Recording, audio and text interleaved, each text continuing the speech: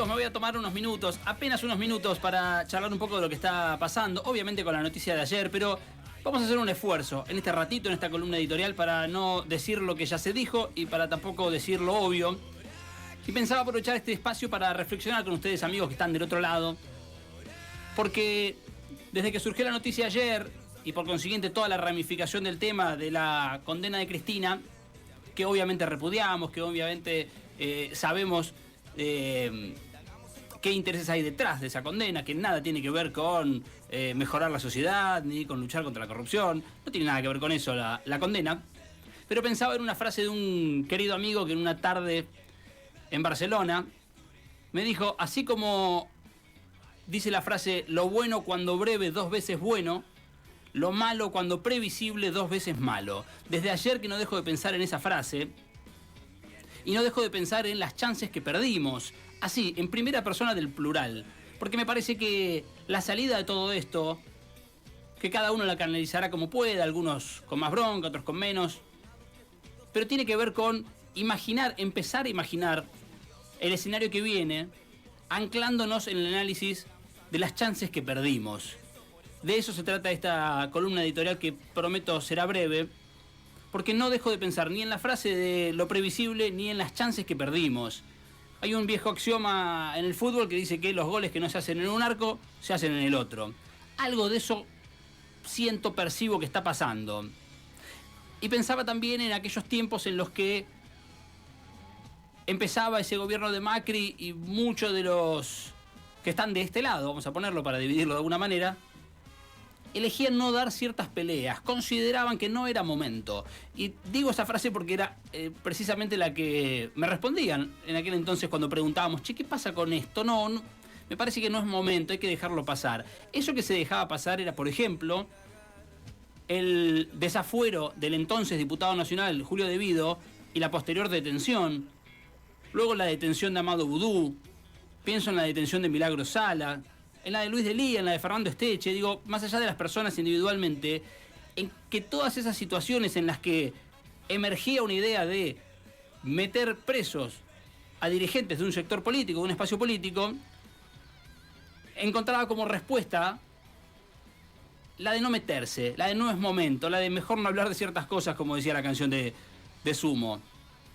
Entonces, ahora en retrospectiva, a partir de lo que pasó ayer, que por supuesto es gravísimo y que nos encuentra con nuestro mayor repudio, también nos encuentra un poco desgastados, porque entiendo ahora que todo eso que venía pasando en esas situaciones que menciono, de estas detenciones, no sé si tenía tanto que ver con el lofer, sino con una prueba que hacían del otro lado de tolerancia, adaptación y resistencia.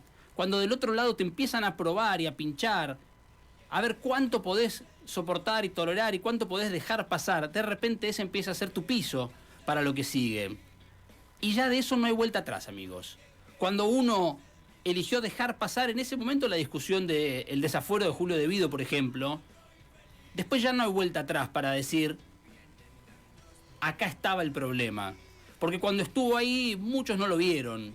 Y ahí sí no lo digo en primera persona del plural porque entendíamos lo que había detrás de la causa, que se entienda que esas causas no intentan mejorar la vida de los ciudadanos en absoluto, y mucho menos intentan luchar contra la corrupción, que es un maravilloso debate social que podemos tener. ¿Qué pasa con la corrupción en todos los niveles? Pero si uno ve quiénes son los que llegan a prisión, o los que son detenidos, o los que tienen fallos en contra, entenderemos, el que quiera entender, que hay otros intereses detrás. Entonces, yo siento que perdimos muchas chances y que perdimos tiempo, que tampoco se recupera, tiempo perdido en discusiones secundarias. Y mientras se va desinflando ese globo de pérdida de tiempo, fuimos perdiendo vigor. Y me parece que como espacio político, como ideas generales de la vida, casi diría filosóficas, la pérdida de vigor es lo más desalentador que puede haber. Y en esto se tiene que contagiar, en realidad, en la discusión de ideas y en la discusión de un país. Entonces, pensaba, y con esto cierro, amigos, hay momentos en la vida, y acá los que tienen hijos como Samu me entenderán, que viene alguien más chico, si es un hijo mucho más, pero puede ser un sobrino o un joven amigo, que empieza a estudiar la historia y empieza a ver los hechos del pasado, y hay una reacción casi inherente al humano de decir, de preguntarle al mayor, Chi, ¿vos qué hacías en ese momento? Pienso en la típica, no sé, ¿cómo te enteraste cuando fue lo de las Torres Gemelas? O pienso en la que uno a veces ha preguntado, ¿qué hacías en Ezeiza? Bueno, ¿dónde estuviste en algún momento histórico? También define tu perfil ideológico, tu perfil de vida. En Ezeiza había algunos que respondían que estaban arriba del escenario, los nuestros siempre fueron los que estaban entre los árboles. Más allá de eso, amigos, me preocupa, observo con muchísima preocupación que en los últimos acontecimientos políticos de este país de los últimos años, cuando nos pregunten, vos qué estabas haciendo tal día, nuestra respuesta empieza a ser sistemáticamente, estaba sentado en un sillón, estaba viendo un televisor y me enteré por ahí. Eso tiene una gravedad enorme de cara a lo que viene, porque, vuelvo al principio, esta columna editorial planteaba pensar en el futuro, porque lo que está pasando ahora ya todos coincidimos seguramente los que estamos aquí, que tiene que surgir algo nuevo. Y no estoy hablando de figuras, no voy a caer en la tentación de esa discusión perversa a la que nos llevan de discutir figuritas y nombres propios. No.